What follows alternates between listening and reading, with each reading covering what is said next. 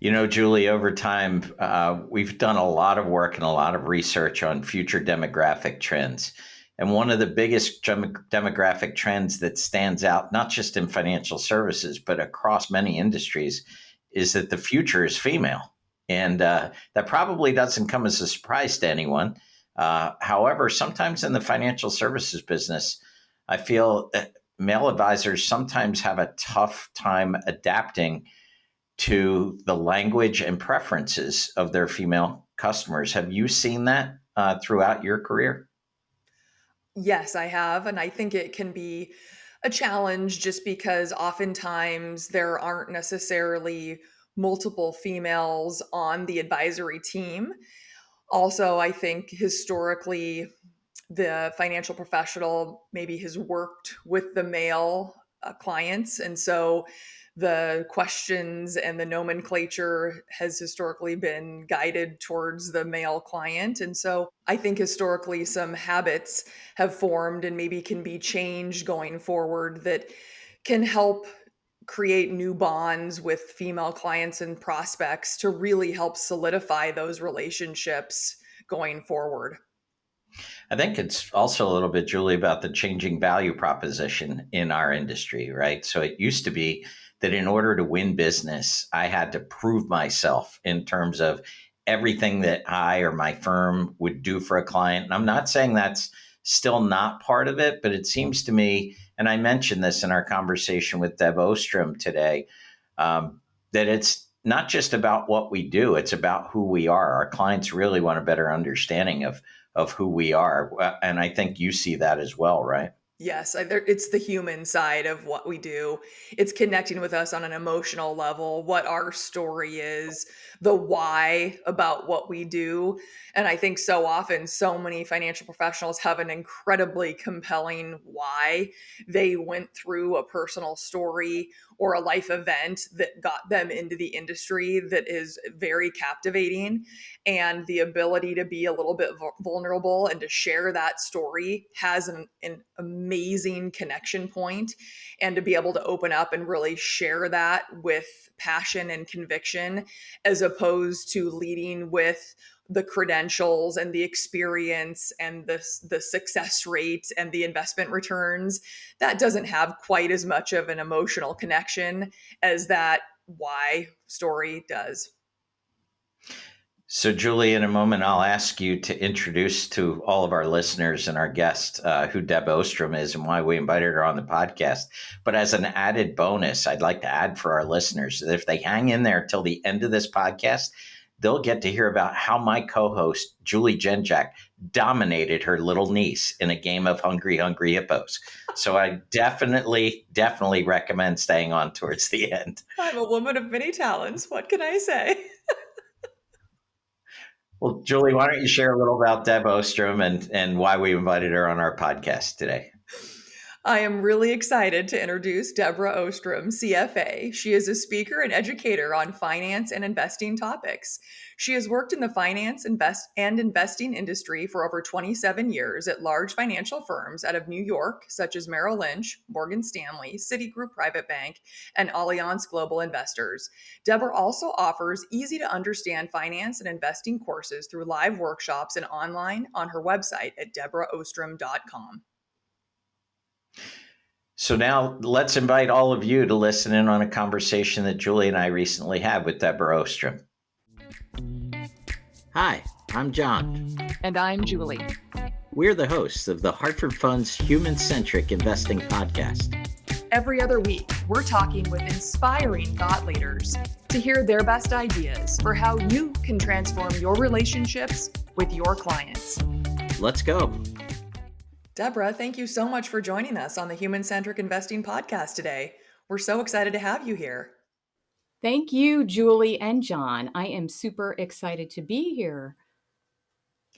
Well, Debra, our episode today focuses on a topic that's really popular across the industry and honestly has been for quite a while now.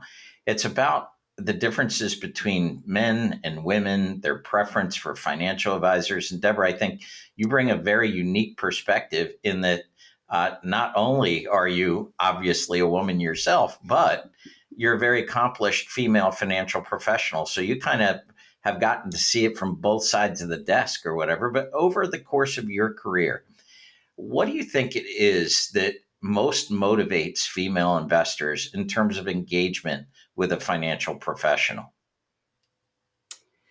Great question. I think that women want to be understood by financial advisors, and unfortunately, they don't really feel that way. All the studies are showing that, they do feel patronized or left out of the conversation.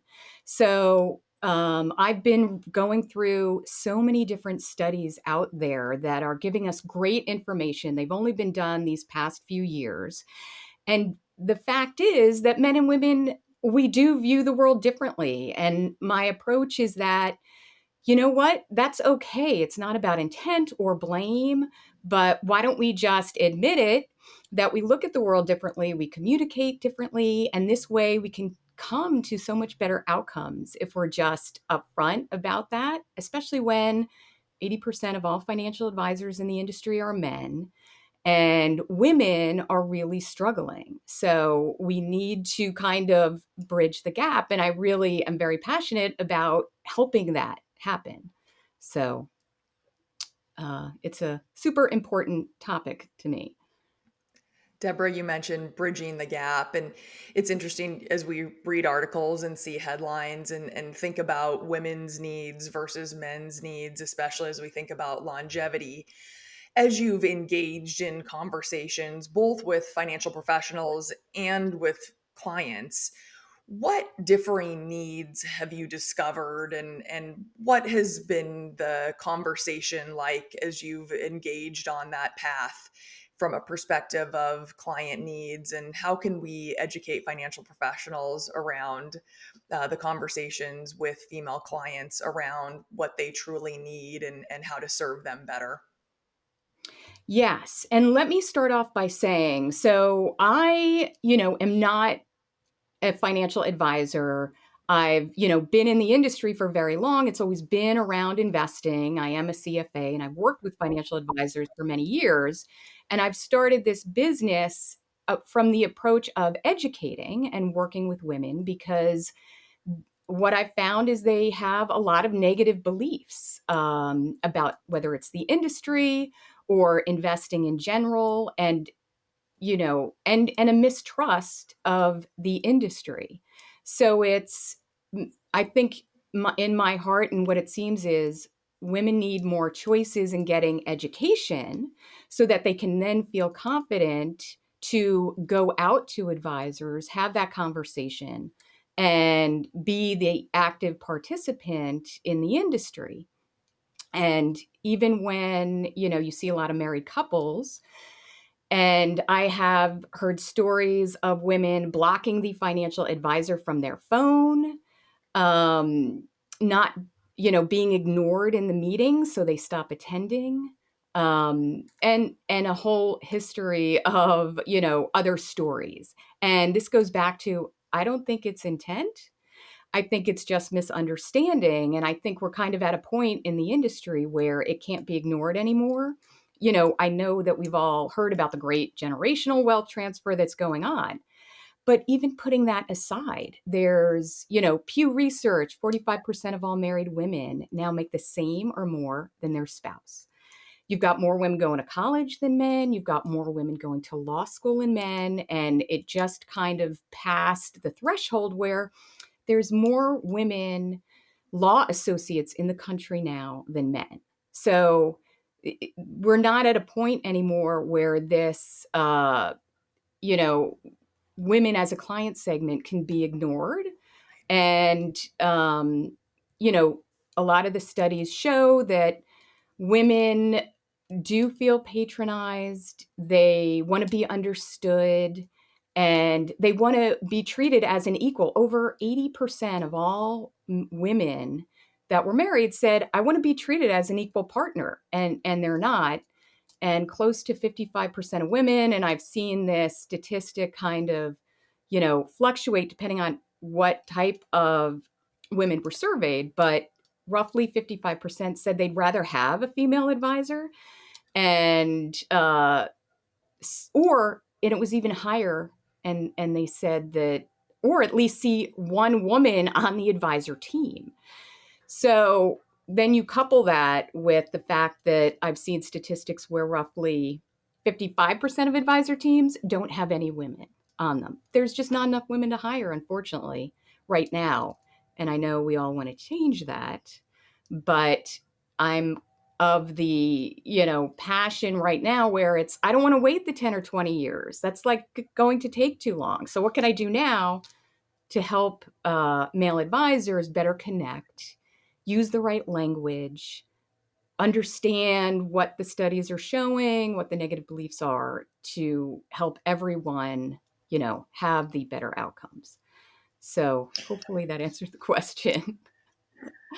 Deborah, you mentioned earlier, and obvious to everyone in the industry, it is a male dominated industry in terms of the financial advisors themselves. And I guess the question is, let's say I'm a sole proprietor, I own my own business, I'm an independent rep, I don't have any other team members, let alone a female team member. Is it over for me in terms of this future pool of clients, or going into conversations? Let's say there's a new prospect, either a couple or a single woman coming in. What are some things I should be cognizant of even before that woman or that couple walks into my office? That's absolutely, it's not over for you. Absolutely. It's I'm glad to hear yes, that. yes. It's about this awareness of what language am I using? What are her concerns versus his concerns if it's a couple? And if it's, a single woman, what is she thinking about? And you so and kind of understanding too, what are some of these negative beliefs that she may be walking in the door with, that I can either ask the right questions to find out if she has the negative beliefs, or if she does, what do I need to say to overcome that, so we can just get that off the table. And so it's like there is a very unfortunate lack of education about long-term investing in, when you do the studies for women. And what I've seen is they blame themselves and think that they should know this information already, and they shouldn't. So you almost immediately need to make them feel off the hook for that, and it's not their fault, because you don't get taught this in high school. Maybe they might start doing some things now, but they never did, years ago. Or even in college, they don't give you investing education or financial education unless you're a finance major. So doctors, lawyers, honestly, it's men and women. They are embarrassed that they don't know this. And then unfortunately, you have the internet, which, as great as the internet is, it also supplies a lot of misinformation. And I have seen there are so many people that think short-term trading and long-term investing are the same thing. And we all know that it's not. And the power of compounding and all these things, that if you can get a sense of how comfortable they are around these topics, and if they're not, and you think they're embarrassed, you can immediately put them at ease and say, I'm here to be your partner. And I think that word partner also is very important, because, and this goes into the styles of men and women, and I go deeper into this, where it's these men and women communicate differently and use language differently. And men tend to use language to share information, prove authority, and establish their hierarchy in the conversation. And women use language to build connection and community. And we need that before we're going to pass judgment as to whether we would want to work with you as an advisor. So if you're coming at it with, detailed info and statistics and proving your authority, a woman who might be interpreting that as being talked down to or talked at, instead of, going at it with open-ended questions, validating their concerns, and building that connection first, and then going into, how you help people. And the other thing I think that a lot of advisors don't realize is success stories of how you've helped others is so important.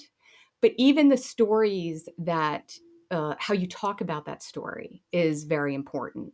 Where men tend to share stories about conquests and things that they've done well, but the story should really be about what other female clients have you coached and partnered with and made them the hero of their own story and help them get through their whatever pain point that is.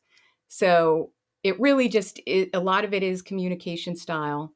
And obviously women do have some unique financial planning needs. I'm not an expert planner by any means, but we are more risk averse, which I think is really around lack of education and health issues, like you were saying, longevity issues. And if you factor in, I thought this was really interesting. Women tend to live 6 years longer than men, but 38% of second marriages have an age difference of at least 13 years. So if you put those two together, the woman really needs to be involved in that financial plan and those outcomes. It's so interesting. And thank you for those high level talking points and that guidance. I mean, I think that framework is so helpful. And it sounds to me like a lot of this is so much practice and preparation well in advance of ever even meeting with the client or prospect.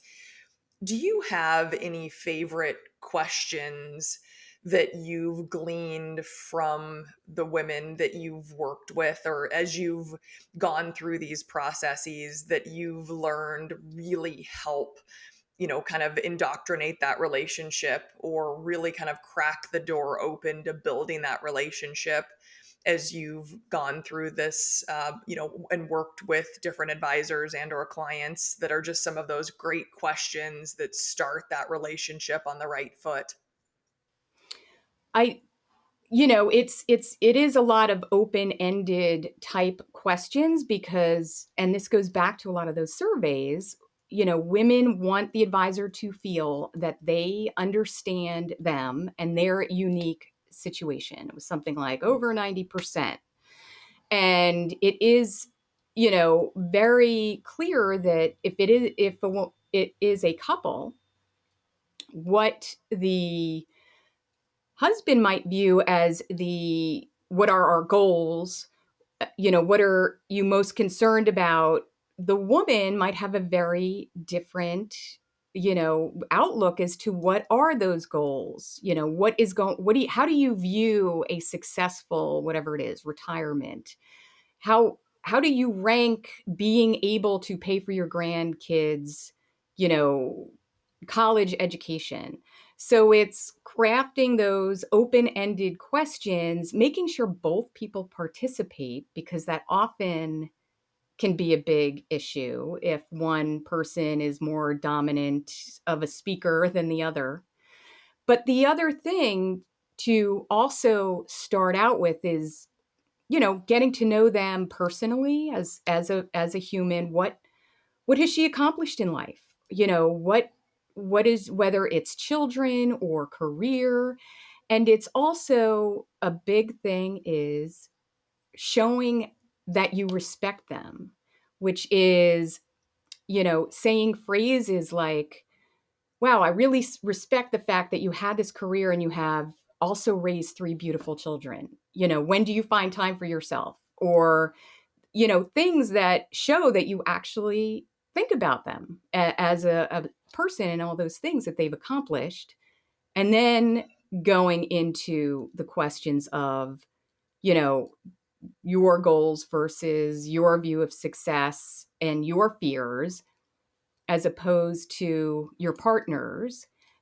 And, if they don't have a partner, at least you're doing that deeper dive into getting to know them as a person. And that's what's going to build the connection, not, what your return was last year.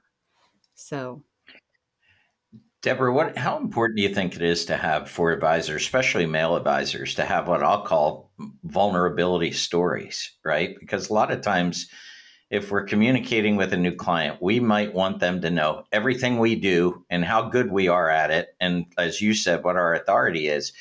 But when I hear you say that oftentimes women aren't as confident and we have to make them feel at ease because there's no natural place to get education, for example, would you recommend telling a story about maybe not only an investment mistake that maybe a client might have made, but maybe even a false assumption that I had myself as a financial professional to help them better understand that it's okay, right? We right. may not know everything, but we can work together to try and find an answer and solve the problem, right?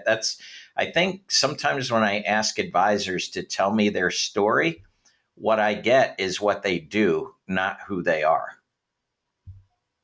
That's totally it. And I think it's also, when you are trying to draw out fears or pain points with a woman, if you can relate, and it's not even necessarily about something the advisor did, but to show that you have empathy and say, I can understand that because you have maybe your situation happened with your mom or your daughter or your wife.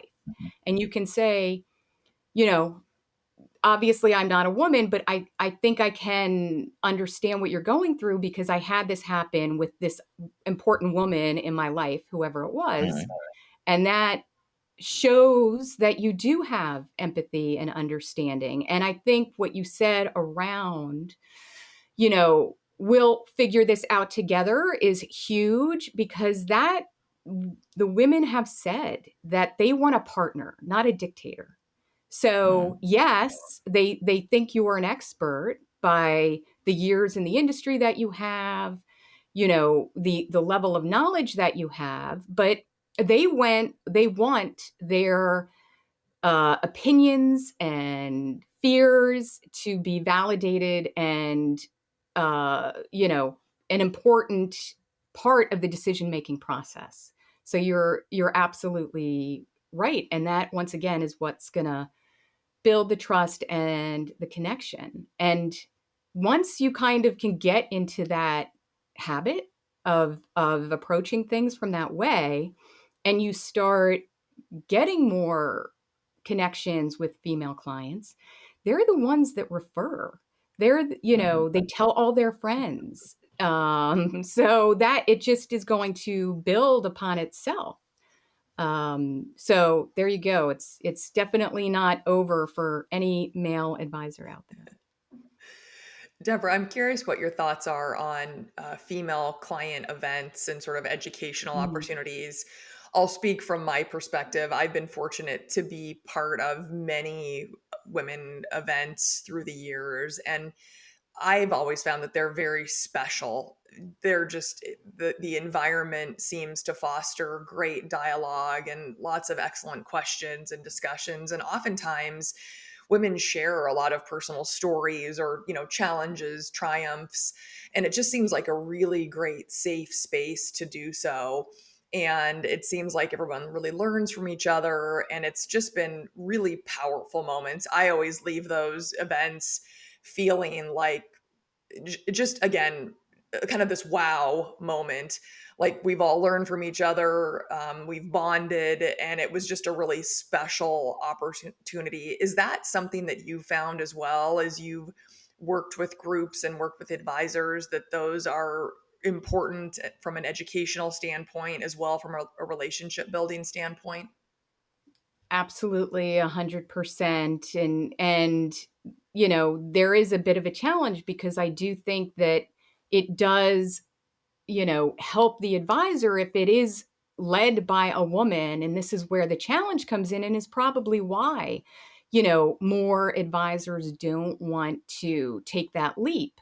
So, but I actually do that on behalf of advisors and see myself as an extension of them to help organize that and run that. And I think even, doing things along the lines of mother-daughter events, so can be really meaningful because, the younger generation, I think, is finally starting to get engaged earlier than perhaps their mother was. So it is a great opportunity to have a great event for a client or have them bring a friend. And I agree totally where, it really, you leave with this wonderful feeling um, of everything that went on during that time. So I think they're great to have for everyone. Deborah, in past research that we've done with couples, we've looked at the different models that couples use for managing money. And one of the models, and sadly a prevalent model, is one we call driver passenger, right? Where one person does the driving and one's just along for the ride. And we know all financial professionals, especially men, should be aware that the driver isn't always the male. However, if we get into a situation where she says, I'm not really that interested in any of this stuff. He makes all the money decisions. Whatever he says is fine. How would you, if you were sitting in my seat, engage that woman to make sure that she is as much a part of these conversations as she can be? Because as a financial planner, financial advisor, I know that at some point she may wind up being the driver, whether she thinks she is now or not. But what's the best way to Yeah. engage someone who seems disinterested? I don't want to deal with it. It's too much for me. He does all that. How would you proceed there? I think it's great. And that is the huge challenge of the industry right now, because I hear it all the time. I've asked the wife to attend the meeting and she just doesn't want to come. And I think it probably is one of the, going to be the biggest challenge to go from, if you've had that client for 10 years or even 5 years and the woman never attended and now you're kind of starting this, you have to be realistic. It's going to take time. You're building this relationship now from scratch. And you're going to have to use this campaign, so to speak, and email topics that you I would hope are emailing both of them on a Mhm. regular basis. Whether she's responding or not, you still have to email.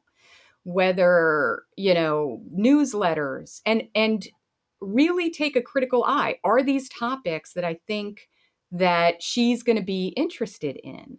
And then there's the events. And then there's phone calls. Hopefully you haven't been blocked by now.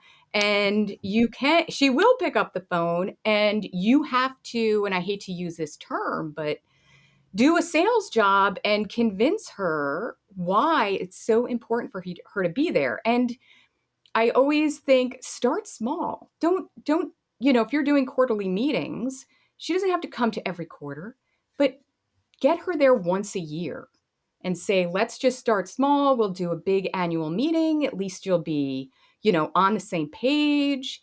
And then say, I want your input because here's all the issues that you're going to be different than your spouse. And we're not including this in your plan. You're 2 times more likely to get dementia than he is. You're 4 times more likely to get an autoimmune disease. I don't know if you have the right long-term care insurance. I don't know your family's medical history. I want to talk to you.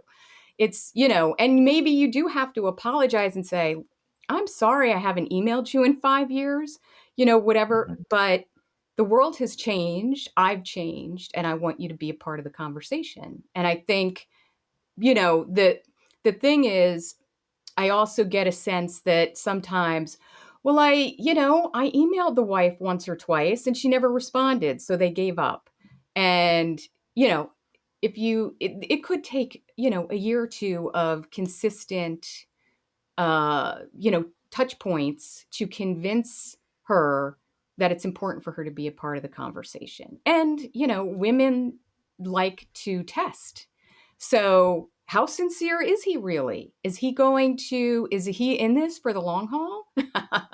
you know, Mm. is this a long term relationship for him or is he just going to try and give up? So, you have to prove yourself, but it's definitely doable if you do those things. But it is a huge challenge, I know. And we all know the statistics, 70% of widows and divorcees change advisors within 12 months. And based on what I've seen, I think that's right, or it could even be higher. So it is definitely a challenge. Thanks for that. Yeah. As you think about the opportunity to build those relationships, I think it was interesting how you said, I tried once or twice and they didn't respond. And so I gave up, and I think about a financial professional, right? They have hundreds of households. That's households. And then you start thinking about the people, right? So then maybe you double the number of clients and then, there's a lot of moving parts and there's markets and then that's their team. And that's a lot Mhm. of things to manage. And how do you think about, if there was a way for financial professionals to really prioritize the women and building those relationships, if they were to think about, the top 3 things to do in your mind, if they were to build that action plan, say over the next 12 months, to really assess how their relationships scored or how to deepen them, if you were going Mhm. through sitting side by side with them and starting that process, how would you start to attack this? I'm just curious, for anyone that wants Yeah. to really start to assess their book and really the strength of those female relationships, because I'm sure we have listeners right now that are saying, I think I have pretty strong relationships, but now I'm wondering, am I the one that's done that where I'm like, well, they didn't respond after 2 emails, so there's nothing else I can do. If they really wanted to go through that diligent process of household by household assessing the strength of the female relationship, how, Deborah, would you go through that? Yeah, great point. And it is, starting to go through and to have that critical eye Mhm, on your current client list mhm, and looking at, you know, what percentage of the wives are attending and how many single women do I have as clients? That might even give you a story right there as to maybe I'm approaching this, you know, or I need to approach this in a different way to increase these numbers. And it's, first of all, one of the things, once you kind of have that list of, okay, I know this wife doesn't attend very often, you can, surveys, right? You talk to them, send them an email and say, I'm doing this survey. I want to understand what are you worried about? If they don't know, can I answer all these questions about the wife and her family and their daughters? Do I know what they're worried about, what keeps them up at night, what their vision of success is? And if you can't, then they probably are, you should be going after them. And there are things in technology now that, depending on compliance and what you talk about, but I think also um, everyone doesn't realize that, you can do video emails, which still gives a personal connection, starts that process of giving the personal connection to someone. If they see you for even a short 60-second clip, they feel like they have made a touch point with you and you don't even realize it. And getting those emails that might be more female oriented. So if you're doing that, and being honest with yourself. Am I doing this enough? I've talked to, if I'm at conferences, etc., and sitting next to a woman, and then I tell her what I do, she's like, wow, I fall into that. My husband is the one that talks to the advisor and I don't. And I said, well, why? And she's like, well, when they meet, they just grab a beer and talk about sports, and I'm just not interested. And then she said, shame on me. I guess I should force myself to go. And I'm like, no, shame on the advisor for not at least one meeting out of the year saying, I want to take you to dinner and let's not talk about sports. What's important to you? So, I think that probably it's easy to do that as an advisor. And I think if they just have, a little more self-reflection about, how these meetings are operating, they probably could, realize that with a few different things, they could really just change the whole trajectory of their business, really. Well, Deborah, as we near the end of our podcast today, Julie and I have a little exercise that actually financial professionals may find helpful. It's what we call lightning rounds of questions. And in our lightning round, if you're game, we are going to ask you a bunch of questions that have nothing to do with the topic we just talked about, but everything to do with who Debra Ohstrom is. And really thinking about what we're looking for is your top of the head answer, your top of head response, so that our listeners can learn a little bit more about you. So if that's okay, we'll get ready and fire away. All right, fire away. Julie, why don't you take the first question? Okay. On a scale of 1 to 10, how good of a driver are you? Oh, 10. No, I'm kidding. I'll say 7. There you go. Love it. Would you rather binge a TV show or watch a movie? Binge a TV show. Are you a morning person or a night owl? Oh, I'm going to say night owl. Let's be honest. I'm going to follow up on my last question because I'm always looking for good ideas. What's the last TV show that you binge watched? Gosh, it's kind of between two. I never watched Billions before, and we've been watching that. But the other shows I've been getting into are these sci-fi, robots that look like humans. And I'm like, oh my God, this is going to happen. We're all going to have robot humans in our house soon. So I'm obsessed with that now. Good stuff. What's the best age? The best age? This is probably going to, today. All we have is today and right now. So I'm trying to make it a good one. Love it. What is your favorite outdoor temperature? Oh, 80 degrees. Wow, you like it warm. That's a toasty one. Yeah. I live in Charleston, South Carolina now. I grew up on Long Island in New York, and I couldn't wait to get out of the cold weather. So makes sense. Are you a fan of a paper to-do list or a digital one? Yeah, I'm over 50, so it's paper.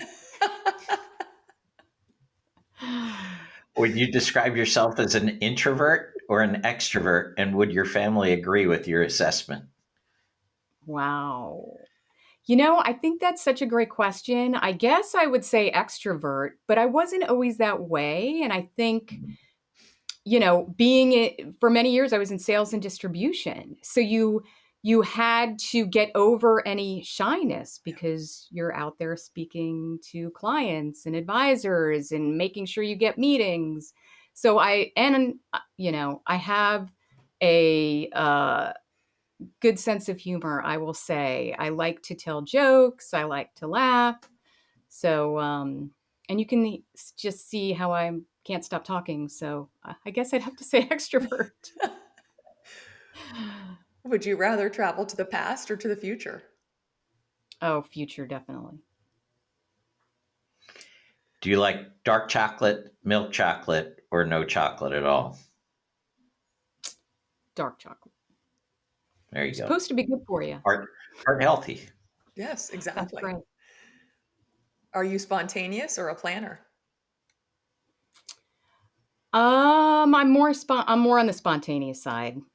Not that depends on what it is, but I don't like to plan too far in advance because, maybe I'll change my mind and something more fun will come up. Would you rather read a book or listen to an audiobook? Audiobook. I'm addicted. Oh What's the first concert you went to? my gosh. This is also going to age me. I think it was Bon Jovi. That's a good one. Bon Jovi, nice. Let's go. Let's stay in the past. What was your favorite board game as a child? Board game. Yeah, we always played Monopoly. When I was Mhm. really young, pre-Monopoly, I think I had this Hungry Hippo game. Love that game. Wait, do you remember Oh Hungry yeah. Hippos? Oh, Oh yeah, absolutely. Oh, yes. that was one of my favorites. It can be cutthroat at times. I just played Very that good. last week with my niece and nephew, in fact. It's still They around. still have it? Yes. Oh, yes. I love that. Oh my god, I'm gonna have to come I over and play. I may have borderline broke it. That's how aggressive I got. So we'll Oh leave the my story at I god. that. can see that, Julie. I can completely see that. Oh my Aunt gosh. Julie got really into Hungry Hippo. Hardcore. So anyway, and the quality of the games these days isn't really up there. So I was really going at it, and they were like, "You just broke Hungry Hippo." Oops. So anyway, yes, that was my story of the week. So Wow. I'm glad I mentioned that then. yes. Holy cow. Well, my last question is, what is your favorite city in the U.S.? Oh my gosh. Because I've been to so many traveling for years. This is gonna really sound cliche, but that's why I moved to Charleston, South Carolina. I mean, it keeps getting voted top city in the country and the world, and it really is amazing. I feel so fortunate to live here, but you do, as John might know, you have to like the heat and the humidity. So I don't mind it. I'd rather be hot and humid than cold and snow. So I feel lucky. Well, Deborah, we can't thank you enough for being here with us today and sharing all of your guidance for how advisors can connect more deeply with their female prospects and clients and really form those emotional bonds and relationships. And for our listeners looking for more information on Deborah and really how you can dig a little bit deeper, feel free to visit her website at debraohstrom.com. Also, Deborah recently wrote an excellent article on Advisor Hub under resources. And Deborah, maybe you could talk a little bit about that article and the amazing reception it had and what that spurred you to do in terms of some classes that I think you mentioned you're going to be kicking off in June.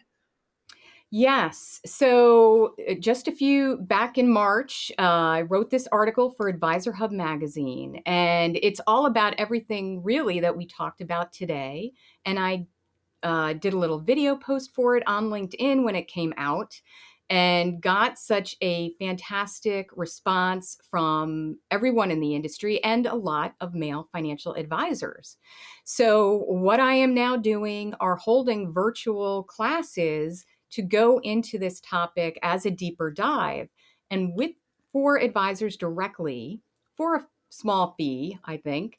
And, with this whole training program includes, as we were talking about, what are the questions to ask? What should exactly I be saying to validate concerns, show respect, build that connection, bring in emotions the right way to drive them to take action, and all of the differences of how men and women do communicate, view the world very differently, and which impacts what kind of success story should I be building. So there's lots of handouts, and I'm also working on getting CE credit for that as well.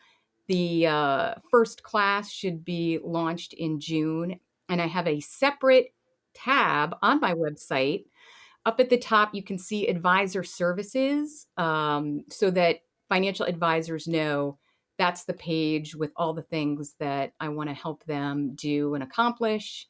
And a lot of the other things are about my educational events for women. So thank you so much, Julie and John, for having me today. Perfect. Well, thank you.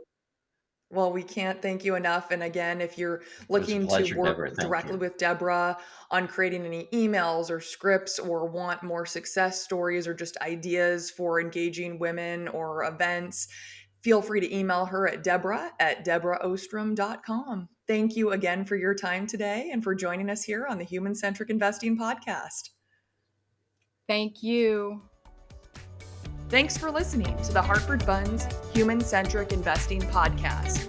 If you'd like to tune in for more episodes, don't forget to subscribe wherever you get your podcasts and follow us on LinkedIn, Twitter, or YouTube. And if you'd like to be a guest and share your best ideas for transforming client relationships, email us at guestbooking@hartfordfunds.com. We'd love to hear from you. Talk to you soon. The views and opinions expressed herein are those of the guest, who is not affiliated with Hartford Funds.